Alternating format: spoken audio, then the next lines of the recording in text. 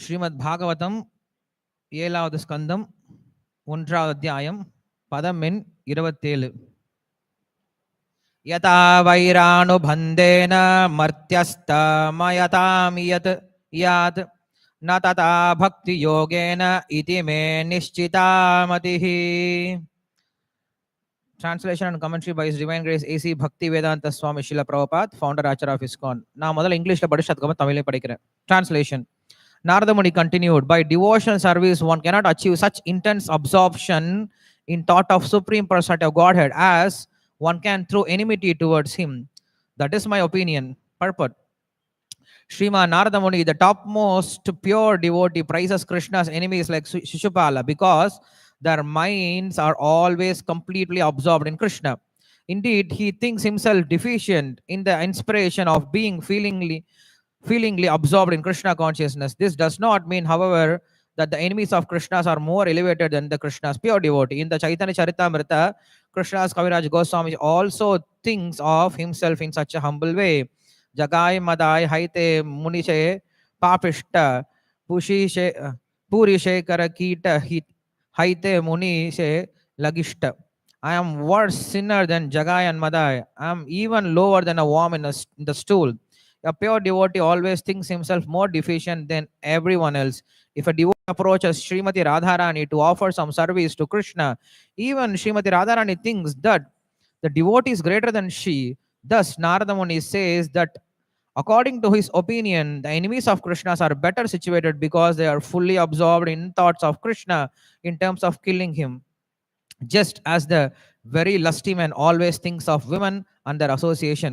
The essential point in this connection is that one should be fully absorbed in thoughts of Krishna 24 hours a day. There are many devotees in Raga Marga, which is exhibited in Vrindavana.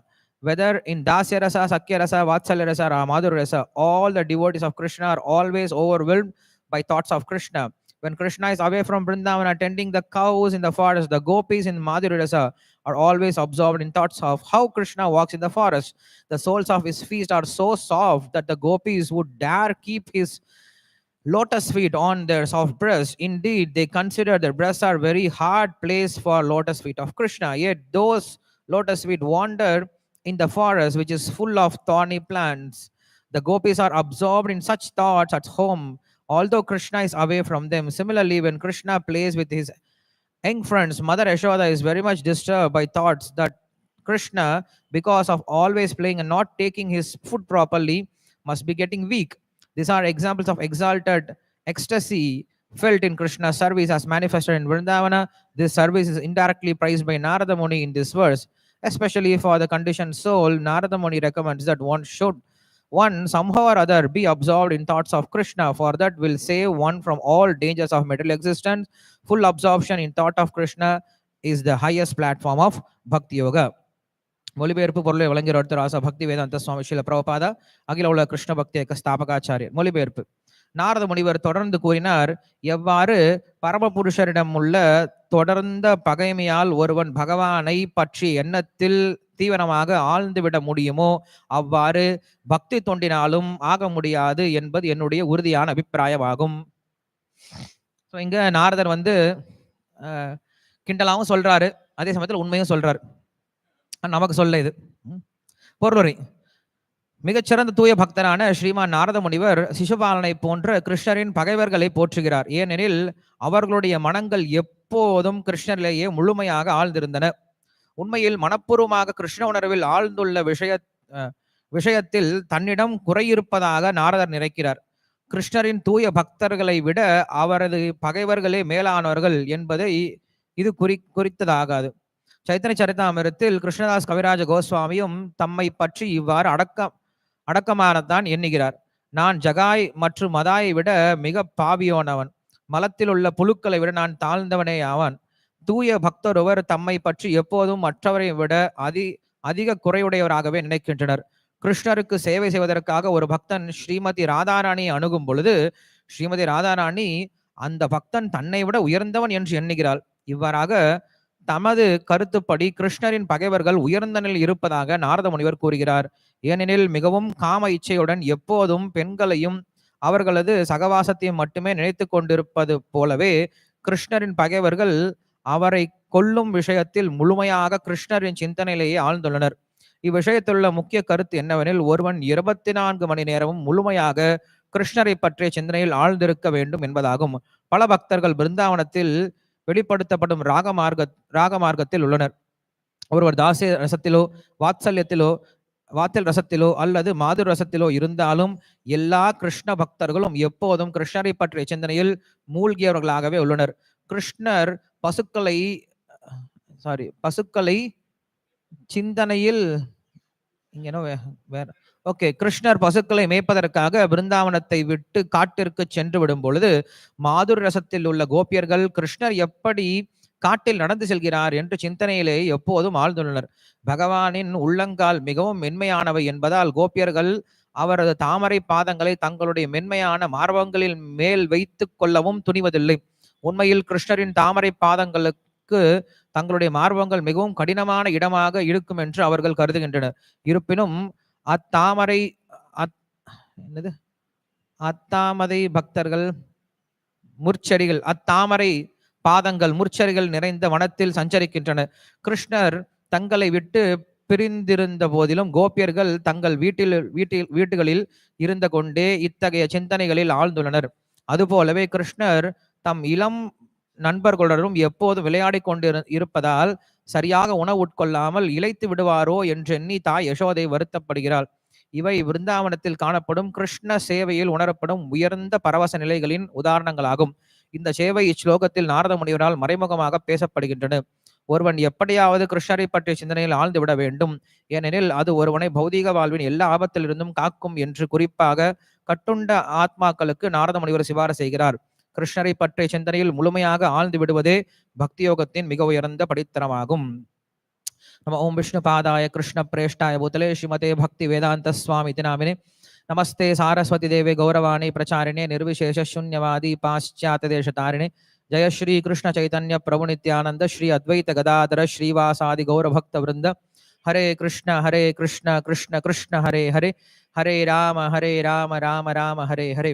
योऽन्तः प्रविश्य वाचमां प्रसुप्तां सञ्जीवयत् अखिल शक्तिधरस्वदाम्ना अन्यामधस्तचरणश्रवणत्वगादीन् प्राणान् नमो भगवते पुरुषाय तुभ्यं पान्त्वस्मान् पुरुहूतवैरिबलवन्मातङ्गमाद्यद्घट कुम्भोच्चात्र विपाटनादि कपट प्रत्येक वज्रायुताः श्रीमत्कण्ठीरवास्य प्रतसुनकरा धारिदाराति दूर प्रध्वस्तत्वान्तशान्त प्रवृत्त मनसा भाविता भूरि भागैः. हरे कृष्ण. நமஸ்காரம். இங்க நாரத முனிவருடைய ஒரு வாக்கியத்தை எடுத்து ஸ்ரீல பிரபுபாதர் பேசிட்டு இருக்கார். ஆனா எப்படியோ ஸ்ரீல பிரபுபாதருக்கு மறுபடியும் யாருடைய ஞாபகம் வருது அப்படின்னா கோபியர்களுடைய ஞாபகம் வருது. கோபியர்கள் எப்படி கிருஷ்ணரை நினைக்கிறாங்க அப்படிங்கிற விஷயத்த பிரபுபாதர் நினைக்க ஆரம்பிக்கிறார். எங்கேயோ பேசிட்டு இருக்கும் பொழுது யாரையோ ஞாபகம் வச்சுக்கிறார். நாரத முனிவர் யுதிஷ்ட மகாராஜனுடைய அரசவையில பேசிட்டு இருக்கார். பேசிட்டு இருக்கும்போது என்ன பண்ணாரு அப்படின்னா அவரு யாரையோ ஒரு விஷயத்த ஞாபகம் வச்சுட்டு இருக்காரு. ஸ்ரீல பிரபுபாதர் இங்க சிசுபாலனை பத்தி பேசிட்டு இருக்காரு. சிசுபாலனை பத்தி பேசிட்டு இருக்கும்போது வேற யாரையோ ஞாபகம் எடுத்து பேசுறாரு. யாரை பத்தி பேசினாரு இங்க பிரபுபாதர் பொருளுரை முழுவதும்? கிருஷ்ண பக்தர்கள், விருந்தாவனத்தில் இருக்கக்கூடிய கிருஷ்ண பக்தர்கள், கோபியர்களை பத்தி பேச ஆரம்பிச்சார். இதேதான் நம்ம பகவத்கீதையிலையும் பாக்குறோம். பகவத்கீதையில பார்த்தோம் அப்படின்னா கிருஷ்ணருக்கு திடீர்னு யாருடைய ஞாபகம் வந்துட்டு தெரியுமா? கோபியர்களுடைய ஞாபகம் வந்துடுதான். எந்த இடத்துல வருது அப்படின்னா 10வது அத்தியாயம். கிருஷ்ணர் என்ன பண்றாரு? பக்தி யோகத்தை பத்தி பேசிட்டு இருக்காரு இல்லையா? பேசிட்டு இருக்கும் போதே திடீர்னு அவருக்கு கோபியர்களுடைய ஞாபகம் வர ஆரம்பிச்சிருது.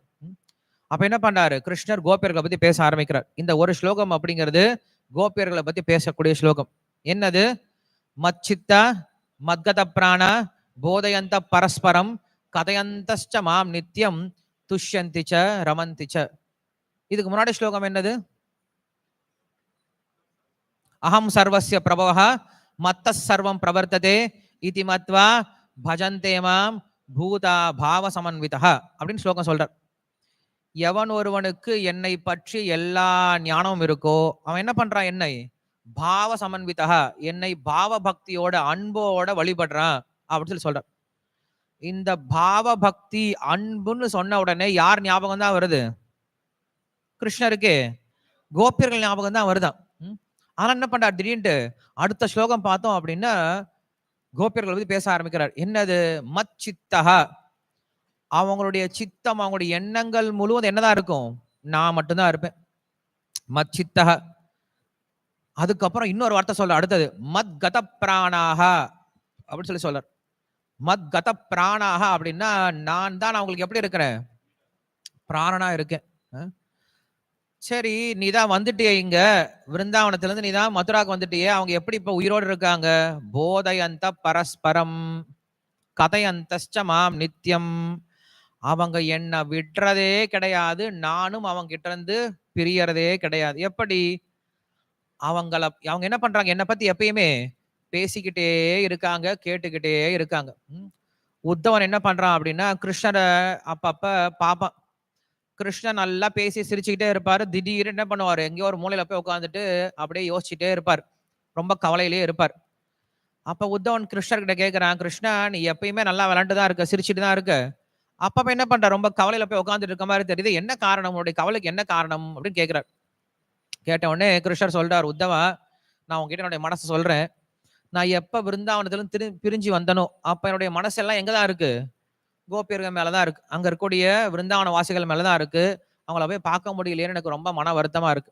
நீ வேணா ஒரு காரியம் பண்ணு. நீ என்ன பண்ணி எனக்காக போய் அவங்க கிட்ட பேசிட்டு வாவேன், என்ன பற்றி விஷயங்கள்லாம் சொல்லிட்டு வாவேன் அப்படின்னு சொல்லிட்டு அனுப்பி வைக்கிறார். உத்தவன் என்ன தெரியுமா நினைச்சாரு? நான் பெரிய பண்டிதன், நான் வந்து பிரகஸ்பதி கிட்டேயே படிச்சவன். நான் என்ன பண்ண போறேன்? அவங்க கிட்ட போயிட்டு சொல்லி கொடுக்க போறேன். இந்த உலகமானது தற்காலிகமானது, நாம் யாரோடையும் அப்பயும் சேர்ந்தே இருக்க மாட்டோம். யஸ்மாத் பிரிய அப்பிரிய வியோக சயோக ஜென்ம சோகாக்னினா சகல யோனிசு தக்யமானஹ அப்படின்னு பிரகலாத் சொல்றாரு இல்லையா? இந்த உலகத்துல பெரிய துன்பம் என்ன அப்படின்னா நமக்கு பிடிச்சவங்க கிட்ட தூரமா இருக்கும், பிடிக்காதவங்க கூட சேர்ந்து இருப்போம் இல்லையா? இப்படிப்பட்ட துன்பத்துல தான் வாழ்ந்துட்டே இருக்கும்னு சொல்லி சொல்றார். இப்படிப்பட்ட அக்னியில தான் எரிஞ்சிட்டு இருக்கும்னு சொல்லி சொல்றார். அதனால இந்த உலகம் அப்படிதான் இருக்கும் அப்படின்னு சொல்லிட்டு பிரச்சாரம் செய்யலாம் அப்படின்னு என்ன பண்றாரு உத்தவன்? அங்க போய் சேர்றார். சேர்ந்ததுக்கு அப்புறம் தான் தெரியுது உத்தவன் என்ன பண்றாரு அப்படின்னா போய் ஒரு கோபன் கிட்ட பேசுவார். பேசினா அவர் மொத்தம் கிருஷ்ண கதையா சொல்லுவார். சரி, அடுத்த கோபன் கிட்ட போவார். அவர்கிட்ட போனா அவர் வேற ஒரு கதையா வச்சிட்டு இருப்பாரு. அடுத்த கோபி கிட்ட போவாரு. அங்க போனா அவங்க நிறைய கிருஷ்ண கதையை பேசுவாங்க. இப்படி அந்த ஊர்ல இருக்கவங்க கிட்ட ஒவ்வொருத்தர்கிட்டயா போய் கேட்க கேட்க ஒவ்வொருத்தர் என்ன பண்றாங்க? கிருஷ்ணரை பத்தி நிறைய சொல்லிக்கிட்டே இருக்காங்களா? நம்மளுக்கு ஸ்ரீமத் பாகவத்துல கிடைச்சது ரொம்ப கம்மி தான். அவங்க கிட்ட என்ன இருக்கா? இன்னும் கிருஷ்ணரை பத்தி சொல்றதுக்கு நிறைய இருக்கான். இப்படியே என்ன பண்றான் உத்தவன்? கிருஷ்ணரை பத்தி கேட்டு கேட்டு கேட்டு கிருஷ்ணரை பிரியவே மாட்டானா உத்தவன். துவாரகையில் இருக்கும்போது கிருஷ்ணரை பிரிஞ்சே இருந்தது கிடையாது. இப்ப என்ன ஆயிடுச்சு? கிருஷ்ணரை பிரிஞ்சு இவனும் 4 மாசம் இருந்துட்டான். மாசங்கள் போயிட்டே இருக்கு. அப்ப கோபியர்களா பார்த்து சொல்றாங்க, உத்தவா நீ வந்து ரொம்ப நாள் ஆனது, உன்னையும் கிருஷ்ணர் மறந்தே போயிடுவாரு, நீ கிளம்பு, ஊருக்கு கிளம்பு அப்படின்னு சொல்றாரு. உத்தவன் ரொம்ப சந்தோஷமா போறான். போயிட்டு கிருஷ்ணர் முன்னாடி நமஸ்காரம் பண்ண. நமஸ்காரம் பண்ண பின்னாடி கிருஷ்ணர் கேட்கிறார், என்ன உத்தவா கோபியர்கள்லாம் பாத்தியா? அவங்ககிட்ட அறிவுரைலாம் சொன்னியா? கிருஷ்ணா நீ உண்மையில துவாரகையிலே இல்ல, நீ எங்கதான் இருக்க? விருந்தாவனத்துல தான் இருக்க. ஏன்னா துவாரகையில நீ இருந்து ஒரு பிரயோஜனம் இருக்கிற மாதிரி தெரியல, யாரும் உன்னை பத்தி பேசுற மாதிரி தெரியல. ஆனா விருந்தாவனத்துல நீ இல்ல அப்படின்னால என்ன பண்றாங்க எல்லாருமே? உன்னை பத்தி மட்டும் தான்ப்பா பேசிட்டு இருக்காங்க. நான் உன்னை விருந்தாவனத்துல போயிட்டு உன்னை மிஸ் பண்ணவே இல்லை. ஏன்னா எங்க பார்த்தாலும் உன்னை பத்தி தான் பேசிட்டு இருக்காங்க. துவாரகைக்கு வந்தா யாரும் உன்னை பத்தி பேசுற மாதிரியே தெரியல அப்படின்னு சொல்லி சொல்றாரு. சோ அப்படி என்ன பண்றாங்கன்னா கோபியர்கள் எப்ப என்ன பண்றாங்க? கிருஷ்ணரை பத்தியே பேசிட்டு இருக்காங்க இல்லையா? அந்த ஒரு விஷயத்தை என்ன பண்றாரு கிருஷ்ணன் ஞாபகப்படுத்தி சொல்றாரு. போதயந்த பரஸ்பரம் கதையந்தஸ்ச மாம் நித்யம் துஷ்யந்திச்ச ரமந்திச்ச. அதுல என்ன பண்றாங்க? அவங்க எப்பயும் சந்தோஷமா இருக்காங்க, ரொம்ப திருப்தியா இருக்காங்களாம். ஒரு பக்தனுடைய திருப்தி என்னது? ஒரு பக்தனுடைய சந்தோஷம் என்னது அப்படின்னா இதுதான். நாம் கிருஷ்ண பக்தர்கள் அப்படின்னு சொல்லிக்கிட்டோம் அப்படின்னா நாம் நம்மளே யோசிச்சு பார்க்கணும். நமக்கு சந்தோஷம் கொடுக்கக்கூடிய விஷயம் என்னதுன்னு யோசிச்சு பார்க்கணும்.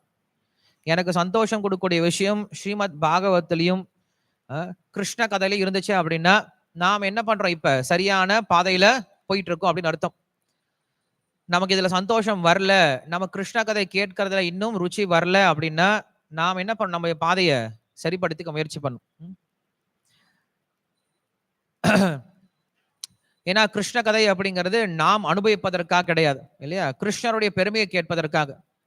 இப்ப கீர்த்தனம் அப்படின்னு சொன்னோம்னா என்ன பண்றோம்? நம்ம அனுபவிக்கிறதுக்காக உட்காந்துருப்போம். நல்ல மியூசிக் இருக்கு, நல்ல பீட்ஸ் இருக்கு இல்லையா? என்ன பண்ணலாம்? உட்காந்து அனுபவிச்சுட்டு இருக்கலாம். பிரசாதத்தை சொல்லவே தேவையில்லை இல்லையா?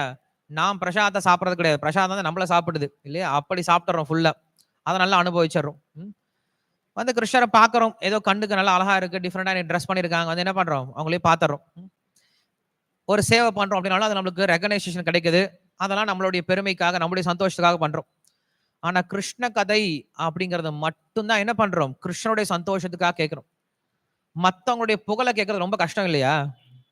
இல்லையா? பொதுவா இந்த உலகத்துல மற்றவங்களை யாராவது புகழ்ந்து பேசுறாங்கன்னா, போதும் போதும் எவ்வளவு நேரம் பேசிட்டே இருப்பீங்க, போதும். உடனே என்ன பண்ணுவோம், நம்மள பேச ஆரம்பிச்சிடும். அவர் பேசிட்டு இருப்பாரு, பேசிட்டு இருப்பாரு. இந்த மாதிரி நாங்க இந்த மாதிரி கோயிலுக்கு போயிருந்தோம், பிருந்தாவனம் போயிருந்தோம். நாங்கெல்லாம் 10 வருஷத்துக்கு முன்னாடி விருந்தாவனம் போகும்போது இதெல்லாம் பார்த்துட்டோம். இவர் தான் இப்ப போயிட்டு வராராம். என்ன பண்ணும், உடனே அவங்கள குறைச்சு பேசுற மாதிரி என்ன பண்ணும், நம்மளுடைய பெருமை நம்ம பேச ஆரம்பிச்சோம். எல்லாம் மனசுக்குள்ளார நம்ம என்ன பண்ணுவோம், ஆமா ஆமா அப்படிதான். இப்ப கிளாஸ்லயே உபன்யாசத்திலே கூட நான் திடீர்னு வந்து லோகேஷ், விக்னேஷ் அப்படின்னு பேர் சொன்ன என்ன பண்ண, உடனே அவங்க திரும்பி பார்ப்பாங்க, ஓ நம்ம பேர் சொல்றாங்கடா அப்படின்னு சொல்லிட்டு. இல்ல என்ன பண்ண உபன்யாசம், அப்ப அவங்க எங்கேயோ பராக் பார்த்துட்டு இருப்பாங்க, யார பத்தியோ பேசிட்டு இருக்காங்க, யார்கிட்டயோ யார பத்தியோ பேசிட்டு இருக்காங்க அப்படின்னு நினைச்சிட்டு இருப்பாங்க. அப்பப்ப என்ன பண்ணுவாங்கன்னா, அதெல்லாம் லெக்சர் கொடுக்குறவங்க பேரை சொல்லுவாங்க, உட்கார்ந்து இருக்கவங்களோட பேர் அப்பப்ப கூப்பிட வேண்டியதா இருக்கு. கூப்பிட்டா என்ன பண்ணுவாங்க, அட்டென்ஷன் கிடைக்கும். ஓகே நம்மளை பத்தி பேசுறாங்க அப்படின்னு அட்டென்ஷன் கிடைக்கும். அப்ப பகவானை பத்தி கேட்பதே பெரிய தபஸ்யம் நம்மளுக்கு, வேற ஒண்ணும் கிடையாது. ஞானமயம் தபஹா அப்படின்னு தான் தாத்து சொல்லி கொடுக்குது. ஞானத்தை வளர்த்துக் கொள்வதுதான் பெரிய தபசா. யாரை பற்றிய ஞானம், பகவானை பற்றிய ஞானம், பகவானுடைய பெருமைகளை கேட்டு தெரிஞ்சுக்கிறது தான் பெரிய தபசு அப்படின்னு சொல்றார். எனிவே கிருஷ்ணன் என்ன பண்றார், திடீர்னு எங்க நினைக்கிறாரு, குருக்ஷேத்திரத்தில் நடுவில் நின்று இருக்காரு, போர்க்களத்து நடுவில் நின்று இருக்காரு. சுத்தி பார்த்தா போர் நடந்துட்டு இருக்கு, வெட்டு குத்து கொலை பண்ணு எரி, அவனை போட்டு தாக்கு அடி உதன்னு சொல்லிட்டு பெரிய சத்தம். அந்த சத்தத்துக்கு நடுவுல ஒரு சின்ன ஒரு மீட்டிங். அவங்க பாக்குறாங்க, எல்லாரும் பாக்குறாங்க. அதான் சங்கம் ஊதிட்டாங்க இல்ல, சங்கம் ஊதிட்டாங்கன்னா என்ன அர்த்தம், சண்டை ஆரம்பிச்சிட்டாங்க அப்படின்னு அர்த்தம். அதுக்கப்புறம் வெயிட் பண்ண மாட்டாங்க, அவங்க பாட்டு சண்டை போட்டு இருக்காங்க. இங்க பார்த்தோம்னா இவங்க 2 பேரும் ஹாயா பேசிட்டு இருக்காங்க, ரொம்ப ஃப்ரீயா பேசிட்டு இருக்காங்க. எல்லாரும் பாக்குறாங்க, பார்த்துட்டு சரி ஏதோ இவங்க பேசிட்டு இருக்காங்க, பேசி முடிச்சுட்டு அதுக்கப்புறம் இவங்களை பாத்துக்கலாம் அப்படின்னு சொல்லிட்டு என்ன பண்ணிட்டாங்க, விட்டாங்களாம். மகாபாரதம் அப்படிதான் சொல்லுது. 2 பேரும் பேசிட்டு இருக்காங்க, தனியா பேசிட்டு இருக்காங்க. பேசிட்டு இருக்கிறத பார்த்தோம் அப்படின்னா பகவத்கீதை நீங்க படிச்சு பார்த்தா புரியும் எப்படி பேசிக்கிறாங்க அப்படின்னு சொல்லிட்டு. முதல்ல புலம்பிட்டே இருந்தான அர்ஜுனன், கிருஷ்ணா எனக்கு முடியல, என்னால முடியல, குழப்பமா இருக்குன்னு சொல்லிட்டு இருந்தால. 4வது அத்தியாயத்தை தாண்டினீங்கன்னு வச்சுக்கோங்களேன், அதுக்கப்புறம் பாத்தீங்க அப்படின்னா அர்ஜுனன் ரொம்ப கூலா கொஸ்டின் கேட்டுட்டு இருப்பான். கிருஷ்ணா நீயே நானும் ரொம்ப தடவை பிறந்திருக்கோன்னு சொல்ற, அது எப்படி, நான் இப்பதான் பிறந்தேன், நீ எப்பயோ பிறந்தியே அப்படின்னு சொல்ற, எப்படி அது சாத்தியம்? அப்புறம் ஏதோ சொன்னியே நீ யோகம்னு சொன்னியே, அது யோகம்லாம் எப்படி சாத்தியம்? எங்க இந்த கேள்வி எங்க கேட்டுட்டு இருக்கான், போர்க்களத்துல இருந்து கேட்டுட்டு இருக்கான். என்னமோ வீட்டுல ஹாயா பெட்ல உட்காந்து கேட்டுற மாதிரி பேசிட்டு இருக்காங்க. அப்படின்னு என்ன தெரியுமா அர்த்தம், கிருஷ்ணரை போலவே என்ன ஆயிட்டான், அர்ஜுனனும் ரொம்ப கூல் ஆயிட்டான் இல்லையா? எப்படி கிருஷ்ணர் பேசினாரோ, கிருஷ்ணன் பண்ணாரு, ஸ்மிதாஹா என்ன சொல்லுவாரு, சிரிச்சுக்கிட்டே கிருஷ்ணர் பேசினாரு அப்படின்னு ஒரு வார்த்தை இருக்கும்ல பகவத்கீதை, என்னது, பிரஹசன்னிவ பாரத இல்லையா? கிருஷ்ணர் ரொம்ப சிரிச்ச முகத்தோட பேசிட்டு இருந்தாராம். கிருஷ்ணா இது போர்க்களம், இங்கேயாவது கொஞ்சம் கோவமா இரு. இல்ல நான் எப்பயும் சிரிச்சுட்டே தான் இருப்பேன் இல்லையா? ராமரை வந்து அடின்னு அடிக்கிறான் ராவணன். ராமர் கோவமே வரமாட்டேங்குது. ஒரு கட்டத்துல நாகாசுரத்தை விட்டுட்டான். ராமர் லக்ஷ்மண் 2 பேரும் கீழே விழுந்துட்டாங்க. கீழே விழுந்துன்னு இப்ப மறுபடியும் என்ன பண்ணும், சஞ்சீவனி மலையை தூக்கிட்டு வரணும். ஹனுமான் ரெடியா இருக்காரு, இப்பயும் போறான்னு கிளம்பிட்டாரு. ஏற்கனவே ஒரு முறை என்ன பண்ணார், சஞ்சீவ மலையை தூக்கிட்டு வந்தாரு. தூக்கிட்டு வந்து என்ன பண்ணார், மறுபடியும் போய் இமயமலையை அங்கேயே வச்சுட்டு வந்துட்டாரு. மறுபடியும் கீழே விழுந்துட்டாரா, என்ன பண்ணாரு, இப்ப கிளம்பட்டுமா அப்படின்னு கேட்கிறாரு ஹனுமான். அப்படி இருக்கணுமா சேவை, இப்பதானே போயிட்டு வந்தேன், மறுபடியும் என்ன அவரை போக சொல்லுங்க, ஒரு நாள் என்னையா போக சொல்றீங்க நீங்க அப்படின்னு அவர் சொல்லவே இல்லை. டக்குனு கிளம்ப ரெடி ஆயிட்டாரு அவரு. மத்தவங்க எல்லாம் என்ன பண்றது யோசிச்சுட்டு இருக்காங்க. இதை பார்த்துட்டு கருடன் என்ன தெரியா பண்றாரு, மேல இருந்தாரா, அவருக்கு பொங்க தலைஞ்சு போச்சு, அவரால் முடியல, இருக்க முடியல. அங்க நம்ம ராமர் கீழே அமுச்சு விட்டு நம்ம இங்க உட்காந்துட்டு இருக்கோம், என்ன பண்றோம், இங்க உட்காந்து நம்ம பாட்டுக்கும் நிறைய சாப்பிட்டு உட்காந்துருக்கோம், கீழே எவ்வளவு சேவை பண்றாங்க, சரி நம்ம சேவை பண்ண போயிடலாம். என்ன பண்ணாரு, கிட்டு மேல இருந்து இறங்கி வந்துட்டார், வைகுண்டத்துல கீழே இறங்கி வந்துட்டார். அவர் இறங்கி வந்தோடனே அவருடைய சுவாசம் பட்டோன்னே என்ன ஆயிடுச்சான், எல்லா நாகபாஷமும் டப்புன்னு வெட்டிடுச்சு. வெட்டின உடனே ராமர் லக்ஷ்மணன் எந்திரிச்சிட்டாங்க. எந்திரிச்சுனே இப்ப தர்ம சங்கடமான சூழ்நிலை, என்ன சொல்றது இவர இல்லையா? ஏன்னா இவங்க 2 பேரும் மனுஷனே சொல்லிட்டு இருக்காரு. ராமர் நான் மனிதன், நான் மனுஷன் சொல்லிட்டே இருக்காரு. திடீர்னு ஒரு ஸ்டேஜ்ல ஏறிட்டாரு. யாரு, கருடன் ஸ்டேஜ் ஏறிட்டாரு. கருடன் ஏறினா என்ன பண்றதுன்னு தெரியலையே, ஒருத்தன் டிராமா பண்ணிட்டு இருக்கான், நல்லா டிராமா பண்ணிட்டு இருக்கான். ஹரிச்சந்திரன் டிராமா பண்ணிட்டு இருக்கான், சுதர்ஷன். யாரு ஹரிச்சந்திரனே தெரியல. சுதர்ஷன் பயங்கரமா டிராமா பண்ணிட்டு இருக்கான். திடீர்னு என்ன பண்றான், ஷாம் பார்த்து, ஹே சுதர்ஷன் நீதானாடா அப்படின்னு சொல்லிட்டான்னா, உடனே ஐயையோ இப்ப என்ன பண்றது தெரியல, டிராமா நடுவுல வேற பேரை வேற சொல்லிட்டானே அப்படின்னு சொல்லிட்டு ஒரே தர்ம சங்கடமா மாறி போயிரும். அது போல திடீர்னு கருடன் இறங்கி வந்த உடனே ராமருக்கு என்ன பண்றதுன்னு தெரியலையா. ராமர் பாக்குறாரு. உடனே அவர் சமாளிக்கிறார். கையெடுத்து கும்பிட்டாரு. சுவாமி நீங்க யாரு எனக்கு தெரியலையே. இப்ப கருடனுக்கு ஒரே குழப்பம். இவர் என்ன திடீர்னு தெரியலையேன்ட்டாரு. என்ன சொல்ற, ஓஹோ நம்ம தப்பான இடத்துல வந்துட்டோமோ அப்படின்னு சொல்லிட்டு அப்ப சொல்றாரு, உனக்கும் எனக்கும் நிரந்தரமான உறவு இருந்துட்டு இருக்கு. இப்போ உனக்கு புரியல, உனக்கு புரியும். அது உனக்கு நேரம் வரும்போது என்னுடைய உறவு உனக்கு தெரிய ஆரம்பிக்கும். நான் கிளம்புறேன் அப்படின்னு சொல்லி கிளம்புறார். கிளம்பும்போது ஒரு ஃப்ரீ அட்வைஸ் ஒன்று கொடுத்துட்டு போறார். சண்டை போடும் போது அது கொஞ்சம் கோவமா ராமா இல்லையா. சண்டை போடும் போது கூட நீ சிரிச்சுக்கிட்டே சண்டை போடணும், எப்படி சண்டை முடியும்? இனி எத்தனை நாள் சண்டை போட போற? 18 நாள் ஆயிடுச்சு ஏற்கனவே. என்ன பண்ணிருக்க நீ? ராவனை விட்டுட்டே இருக்கு. அங்க சீதா காத்துட்டு இருக்கா, அங்க பரதன் காத்துட்டு இருக்கான். சீக்கிரம் சண்டை போட்டு முடிச்சுட்டு போவேன் அப்படி சொல்லி சொல்றார். அது வரைக்கும் என்ன ஆகவே இல்லை அவருக்கு. ராமருக்கு கோவம் வரவே இல்லை. சண்டை போட்டா கூட ஒருத்தனை கொல்லணுன்ற போது கூட என்ன வரல அவருக்கு, கோவம் வரவே இல்லை. அப்படிதான் கிருஷ்ணர் இருக்காரு. கோவமே இல்லாம ஹாப்பியா சிரிச்சுக்கிட்டே போர்க்களத்தை முடிச்சுட்டு போயிட்டார். இப்ப அதே குணம் யாருக்கு வந்துருச்சு? அர்ஜுனுக்கு வந்துருச்சு. அவன் என்ன பண்றான், சிரிச்சுக்கிட்டே கேட்கறான், கிருஷ்ணா இது என்னது, அது என்னது, இது என்னது? டேய் கொஞ்ச நேரத்துக்கு முன்னாடி என்ன சொன்ன நீ? ஒரே குழப்பமா இருக்கு, ஒண்ணு முடியல, கை கால்லாம் முடியுது, விட நடுங்குது, தொண்டெல்லாம் எரியுதுன்னு சொன்ன இல்ல, என்னடா இவ்வளவு கூலா பேசுற அப்படின்னா, உன் கூட இருந்தா அப்படி நானும் பழகிட்டேன் இல்லையா. கிருஷ்ணனோட இருந்திருந்தா என்ன ஆயிட்டானோ, ரொம்ப பீஸ்ஃபுல் ஆயிட்டானோ. ஸோ அப்படி கிருஷ்ணர் எப்பயும் பீஸ்ஃபுல்லா இருக்காரு இல்லையா. அந்த பீஸ்ஃபுல்லான மனசோட என்ன பண்ணார், திடீர்னு கோபிகளை பத்தி நினைச்சாரு இல்ல. இங்க பார்த்தோன்னா ஸ்ரீல பிரபா என்ன பண்ணாருன்னா, சிசுபாலனை பத்தி பேசும்போது திடீர்னு யாரை கொண்டு போய் கனெக்ட் பண்றாரு, இங்க ராதாரை பத்தி சொல்றார். ராதாராணி ஒரு குணத்தை பத்தி இங்க பேசுறாரு.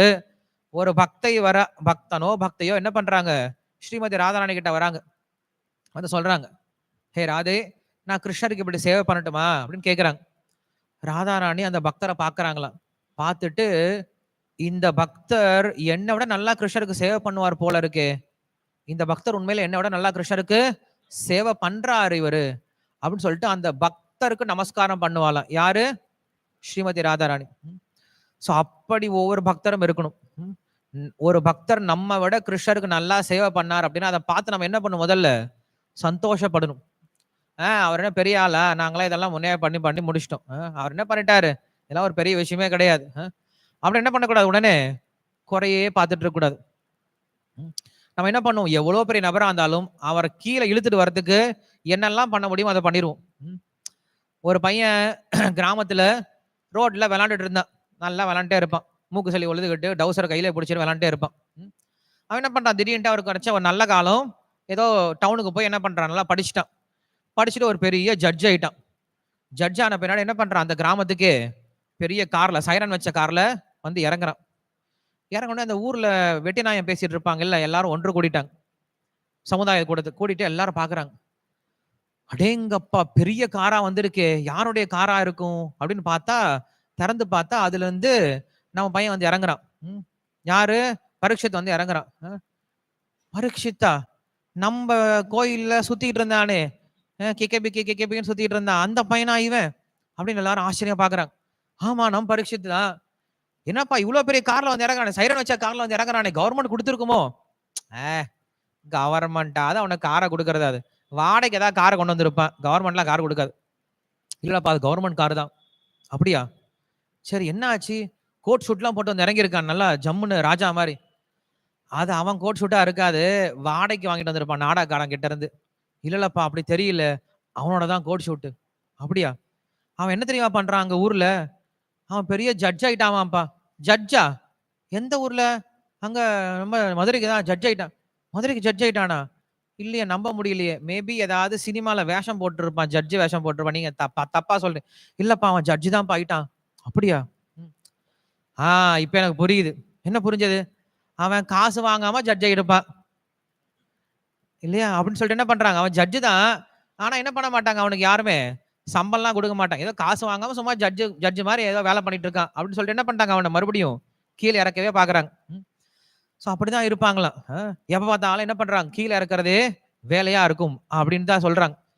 ஆனா ராதாராணி எப்படி இருக்காங்களா, எப்பயுமே பக்தர்களை என்னைக்குமே மேல உயர்த்தி பேசியே பழக்கமாயிடுமா. அந்த பக்தர் இப்படி இருக்கார், இந்த பக்தர் அப்படி பண்றார் அப்படின்னு சொல்லிட்டு உயர்த்தி பேசிக்கிட்டே இருப்பாங்களாம்.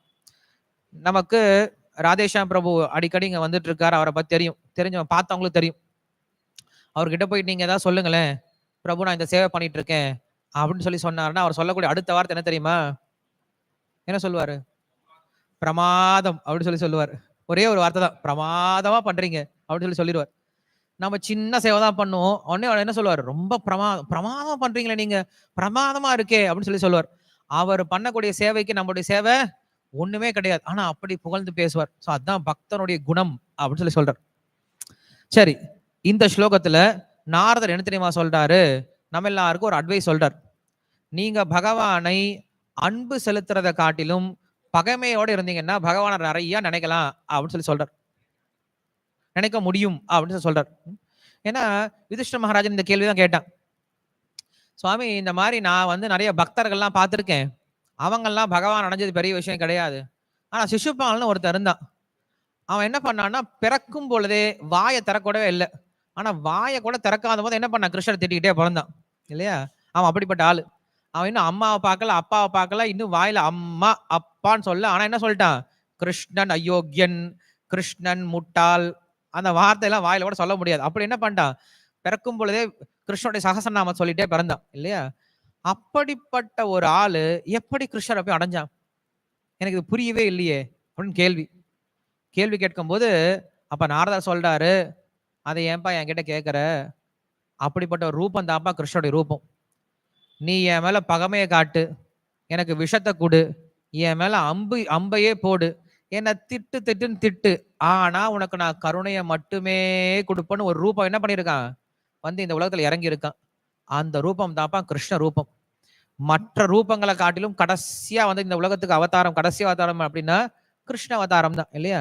தசாவதாரம் நம்ம சொல்றோம். ஸ்ரீமத் பாகவத்திலையும் கூட கடைசியா நம்மளுக்கு பார்த்த அவதாரம் தசாவதாரத்துல கிருஷ்ண அவதாரம் தான் இல்ல, 22 அவதாரங்கள்ல. அதுக்கப்புறம் வரக்கூடிய அவதாரம் வேற மாதிரி இருப்பார், கல்கி அவதாரம் இல்லையா? சோ கடைசியா அவதாரம் என்ன தெரியுமா? அவ்வளவு கருணையான அவதாரமா.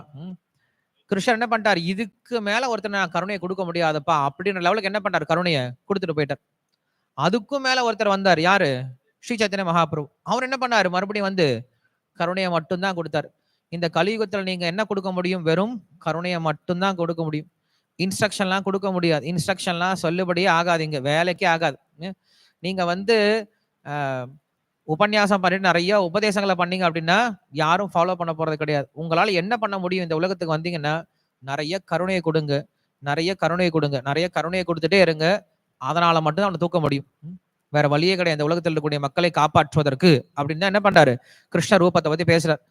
அதுல சொல்றாரு, ஒருவன் அன்பு செலுத்துறதை காட்டிலும் ஒருத்தர் மேல நமக்கு பகைமை இருந்துச்சுன்னா என்ன பண்ணுவோம்? அவரை பத்தி நம்ம அதிகமா யோசிச்சுட்டே இருப்போமா? உண்மையா இல்லையா? நாம யாரை பத்தி அதிகம் பேசுவோம் அப்படின்னா நமக்கு பிடிக்காதவங்களை பத்தி என்ன பண்ணுவோம்? எப்பாத்தாலும் பேசிட்டே இருப்போம். பிடிச்சவங்களை பத்தி அதிகமா பேசுறது ரொம்ப கம்மி தான். பிடிக்காதவங்களையா எப்பாத்தாலும் குறை சொல்லி பேசி பேசி பேசி பேசிட்டே இருப்போம். கம்சன் இருந்ததை போல. கம்சன் என்ன தெரியுமா பண்ணா? எப்ப பார்த்தாலும் கிருஷ்ணரை பத்தி ஆலோசனை பண்ணிட்டு இருந்தான். கிருஷ்ணரை பத்தி எப்படி ஆலோசனை பண்ணா? இன்னும் கிருஷ்ணர் பிறக்கவே இல்லையே. கிருஷ்ணர் பிறந்தாதானே கிருஷ்ணரை பத்தி ஆலோசனை பண்றதுக்கு. இன்னும் கிருஷ்ணர் பிறக்கவே இல்லை, குழந்தைய பார்க்கல, குழந்தைக்கு பேர் வைக்கல, குழந்தை ஆனா பெண்ணான்னு கூட தெரியல. ஆனாலும் கம்சன் என்ன பண்ணிட்டான்? நினைக்க ஆரம்பிச்சிட்டான். யார் நினைக்க ஆரம்பிச்சிட்டான் அப்படின்னா 8வது கர்ப்பம்.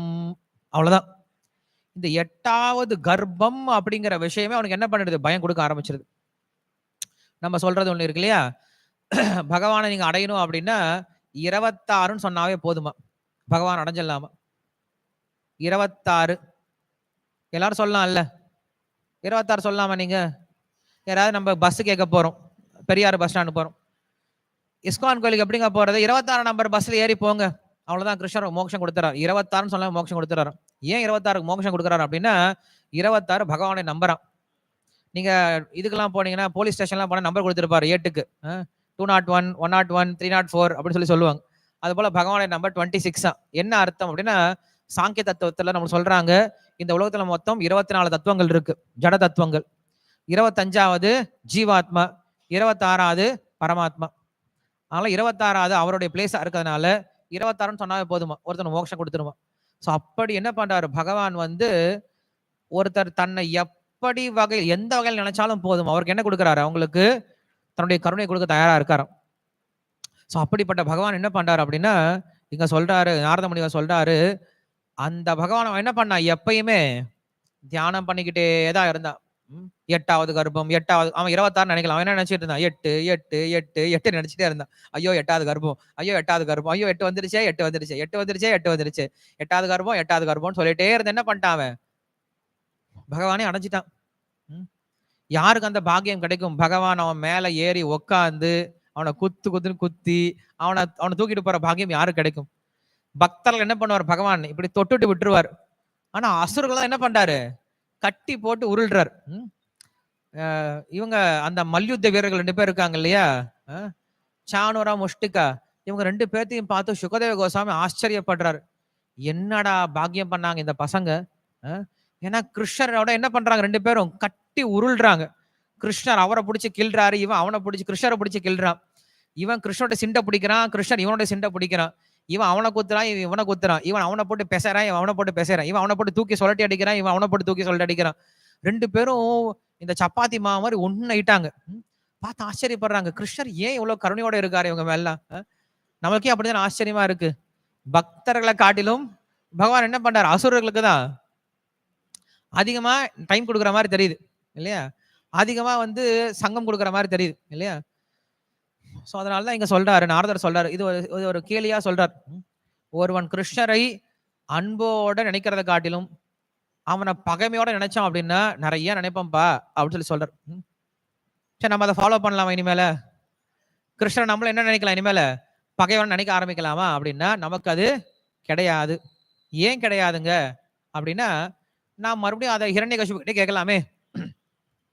ஹிரண்யகசிபு ஏன் பகவான பகையா நினைச்சான் அப்படின்னா, ஏன்னா பகவானுடைய ஆர்டர் அது. பகவான் என்ன பண்ணார், அவன்கிட்ட ஆர்டர் சொல்லி அமிச்சார். நீ என்ன பண்ணி என்ன பகைவனா நினைச்சு என் கூட சண்டை போட்டு என்கிட்ட வான்னு சொல்லி அமிச்சார். ஸோ பகவானுடைய ஆர்டரை என்ன பண்ண அவன் ஃபாலோ பண்ணான்.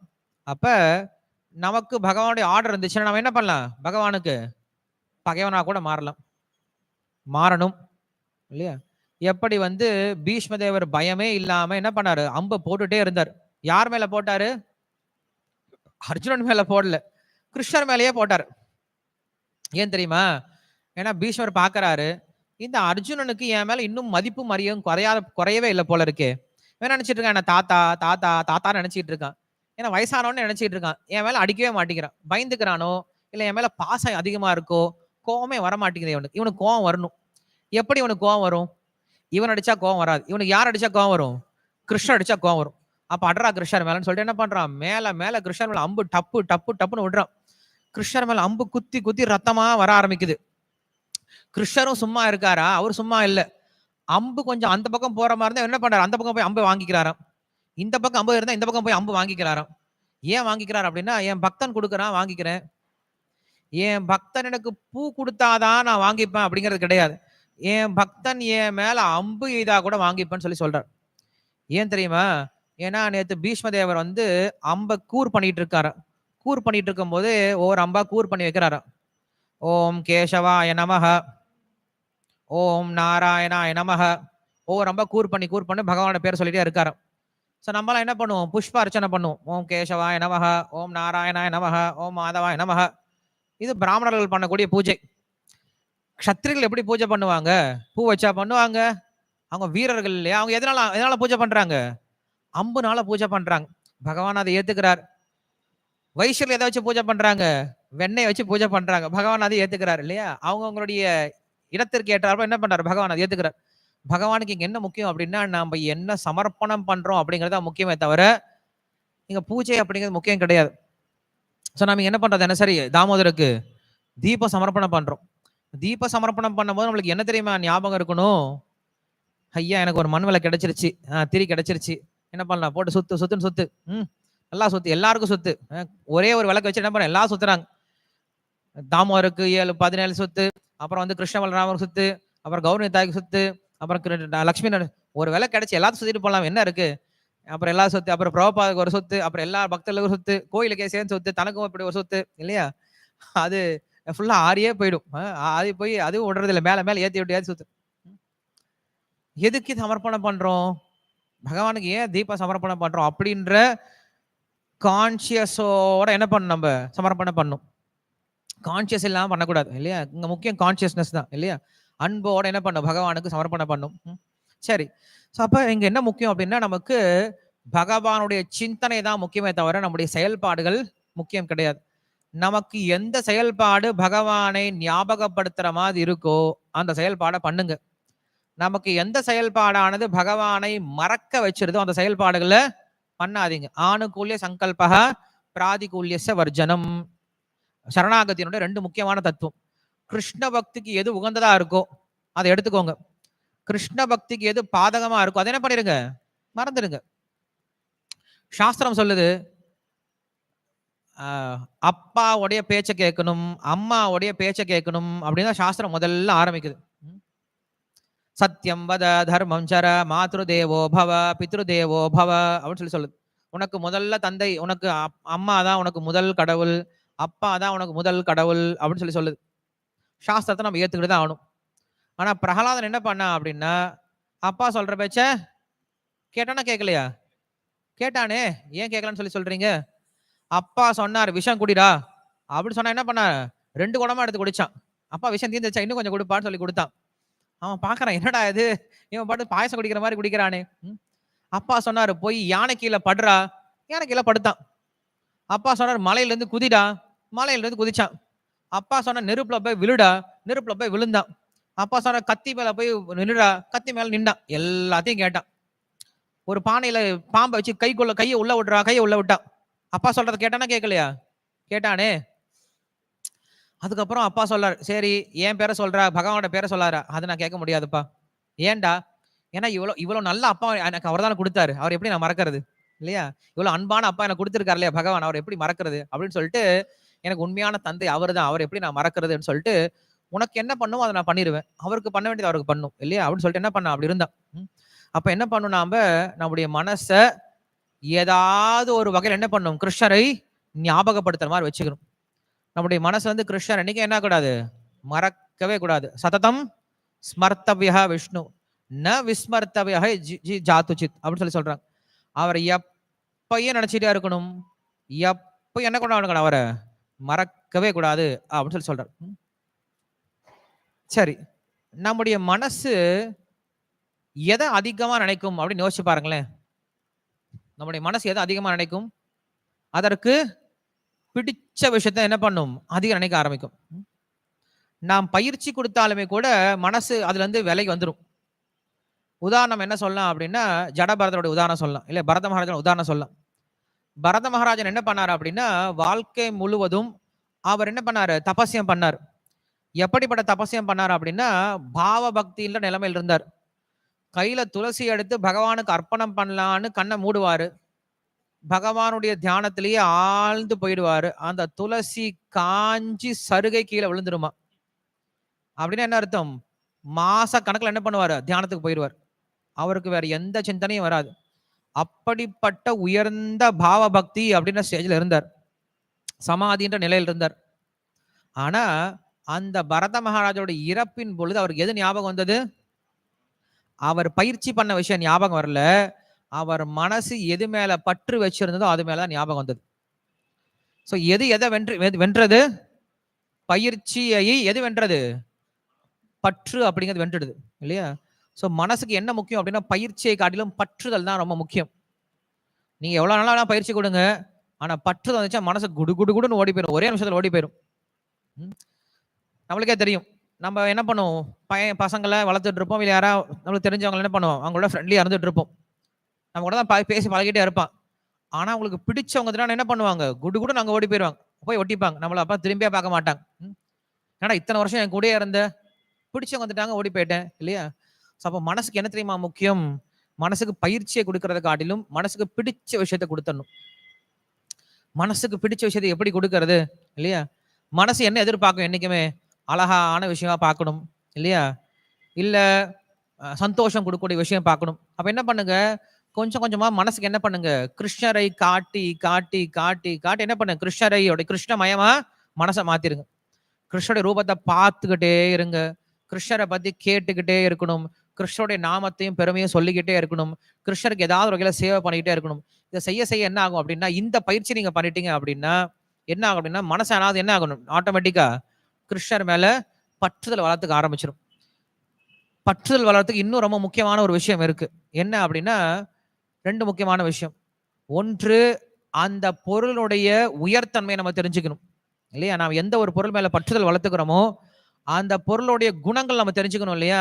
அந்த குணங்கள் நம்ம தெரிஞ்சுக்க தெரிஞ்சுக்க தெரிஞ்சுக்க என்ன ஆகும், நம்மளுக்கு அந்த பொருள் மேல அட்டாச்மெண்ட் வர ஆரம்பிக்கும். ஒன்று. 2வது ரொம்ப சுலபமான வழி என்ன அப்படின்னா, அந்த பொருள் மேல யாருக்கு உண்மையில பற்றுதல் இருக்கோ அவங்களோட நம்ம சேர ஆரம்பிச்சா என்ன ஆகும், நம்மளுக்கும் அந்த பற்றுதல் ரொம்ப எளிமையா வர ஆரம்பிச்சிடும். நாம் எந்த அளவுக்கு நல்ல தூய பக்தர்களுடைய பகவான் மேல அவ்வளவு அன்போடு இருக்கக்கூடிய பக்தர்களுடைய தொடர்பிலேயே இருந்துட்டு இருக்கோமோ அந்த அளவுக்கு நமக்குள்ள ஃபயர் இருந்துகிட்டே இருக்கும். கொஞ்சம் தூரம் போயிட்டோம் அப்படின்னா நம்ம ஃபயர் என்ன ஆகுதும், புஷ்ன்னு இறங்கி போயிடும். ஒரு இரும்பானது நெருப்புனுடைய தொடர்புல இருக்கும்போது அது எப்படி இருக்கு, நெருப்பை போலவே இருக்கு. அதை கொஞ்சம் நீங்க விளக்கிட்டீங்க அப்படின்னா என்ன கொஞ்சம் கொஞ்சமா அதை அப்படியே ஆறி மங்கி போய் மறுபடியும் இரும்பா மாறி போயிடும். ஸோ அதே போலதான் நம்ம மனசும், நம்ம மனசு எப்பயும் இரும்பு மாதிரிதான் இருந்துட்டு இருக்கு. ஆனா நம்ம என்ன பண்றோம், பக்தர்களுடைய சங்கத்துக்கு வரும்போது மனசு மட்டும் என்ன ஆகுது, நம்முடைய மனசு கிருஷ்ணமயமா மாறி போயிடுது. நமக்கே தெரியல. கோயிலுக்கு வந்தா என்ன ஆகுது, நம்மளுடைய மனசு முழுவதும் கிருஷ்ணரை பத்தியே நினைச்சிட்டு இருக்கோம் இல்லையா, கிருஷ்ணரை பத்தி கேட்டுட்டு இருக்கோம். நம்முடைய மனசு முழுவதும் சந்தோஷமா ரொம்ப அமைதியா திருப்தியா இருக்க மாதிரி இருக்கு. இங்க இருந்து வெளியில போறோமா எல்லாம் மறந்து போயிடுது, எல்லாம் மறுபடியும் நமக்கு மேல மற்ற விஷயங்கள்லாம் மற்ற எண்ணங்கள்லாம் வர ஆரம்பிச்சிருது. அதனால என்ன பண்ணும், முடிஞ்ச வரைக்கும் குறைஞ்சபட்சம் என்ன பண்ணும், தினசரியும் வந்து பகவானை பார்த்துட்டு பக்தர்கிட்ட பேசிட்டு அவங்களுக்கு ஏதாவது வகையில சேவை பண்ணிட்டு போகணும். தினசரி முடியலையா என்ன பண்ணும், குறைஞ்சபட்சம் வாரத்துக்கு ஒரு முறையாவது வந்துட்டு போக முயற்சி பண்ணும். பக்தி அப்படிங்கிறது பக்தர்களுடைய சங்கம் இல்லாம சாத்தியமே கிடையாது. நான் பெரிய பக்தன், எனக்கு கிருஷ்ணர் நல்லா தெரியும், எனக்கு நான் என்ன பண்ணுவேன், எங்க வீட்டுல இருந்துட்டே நல்லா பக்தி பண்ணிப்பேன், இல்ல நான் ஆன்லைன்ல பக்தி பண்ணிப்பேன் அப்படின்னு நினைக்கவே நினைக்காதீங்க. எனக்கு இந்த உயர்ந்த பக்தர் தெரியும், அந்த உயர்ந்த பக்தர் தெரியும், நான் கூட பேசுவேன், எனக்கு ஆன்லைன்லயே போதும் அப்படின்னு நினைக்க வேண்டாம். என்ன பண்ணும், ஏதோ ஒரு வகையில் என்ன பண்ணும், நம்ம கிருஷ்ண பக்தர்களோட என்னைக்கும் தொடர்புல இருக்கணும். ஒரு முறை என் குரு மகாராஜுக்கு ஒரு பக்தர் எழுதுறாரு, எனக்கு வந்து சரியான பக்தர்களுடைய சங்கமே கிடைக்க மாட்டேங்குது, நான் எங்கேயாவது வேற எங்கேயாவது போலாமா, நான் வேற எங்கேயாவது போய் பக்தி எடுத்துக்கலாம், நான் வந்து ஆன்லைன்ல வந்து அந்த உயர்ந்த பக்தோட சங்கம் எடுத்துக்கிட்டோமா, இந்த உயர்ந்த பக்தோட சங்கம் எடுத்துக்கிட்டோமான்னு கேட்கிறார். மகாராஜ் சொல்றாரு, இல்லையே, எந்த கோயில் இருந்தாலும் கண்டிப்பா அங்க யார் இருப்பாங்க, பக்தர்கள் இருப்பாங்க, பக்தி இருக்கணும். என்ன பண்ணு, அவங்களோட சேரு, அவங்களோட பழக ஆரம்பி, அப்பதான் உனக்கு அவங்களுடைய பக்தியை தெரிய ஆரம்பிக்கும். பக்தர்கள் ஒவ்வொருத்தரும் எப்படிப்பட்டவர்கள் அப்படின்னா ரொம்ப ஆழமானவர்கள். வெளியில பார்த்தா தெரியாது, வெளியில பார்த்தா ரொம்ப எளிமையானவர்களை போலாம் தெரியும். ஆனா அவங்களுக்குள்ளார கிருஷ்ணர் மேல எவ்வளவு பக்தி இருக்குன்ட்டு நம்ம யாருக்கும் தெரியாது. வெளில பார்த்தா தெரியுமா என்ன, பக்தியை பார்த்தா கண்டிப்பா தெரிய போறது கிடையாது. நான் ஏற்கனவே இந்த கதை உங்ககிட்ட சொல்லியிருக்கேன்னு நினைக்கிறேன். இந்திரத்யும்ன மகாராஜ் உங்க எல்லாருக்கும் தெரியும் இல்லையா, ரொம்ப ஃபேமஸான ஒரு சன்னியாசி, ரொம்ப ரொம்ப பிஸியான சன்னியாசி கூட. யாரும் அவங்கள போய் என்ன பண்ண முடியாது, அவ்வளவு சீக்கிரமா மீட் பண்ணவே முடியாது. அப்படி இந்திரத்யும்ன மகாராஜ் என்ன பண்றாரு அப்படின்னா, ஒரு முறை ரஷ்யாவுக்கு போயிருக்காரு. ரஷ்யாவுக்கு அவரும் அப்புறம் பங்கஜாங்கிரி 2 பேரும் போயிருக்காங்க. போயிருக்கும் போது ஒரு வயசான ஒரு பாட்டி அங்க இருக்காங்க, பாபுஷ்கா.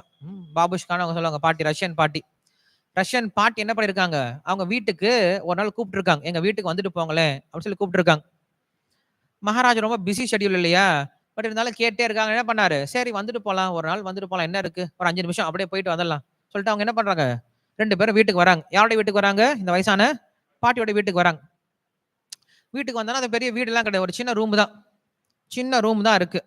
அந்த ரூம்ல ஒரே ஒரு பெட் மட்டும் தான் போட முடியும். ஒரு பெட் இருக்கு, ஒரு கட்டில் இருக்கு, சைட்ல பார்த்தா ஒரு சின்ன கிச்சன் இருக்கு, ஒரு அடுப்பு, 4-5 பழைய பாத்திரம், இந்த பக்கம் பார்த்தோன்னா ஒரு ஆல்டர் இருக்கு, அவ்வளவுதான். வேற ஒண்ணுமே கிடையாது அந்த ரூம்ல. ஹீட்டர்லாம் கிடையாது, ரஷ்யால ஹீட்டர்லாம் கண்டிப்பா தேவை, ஹீட்டர் கூட இல்லை.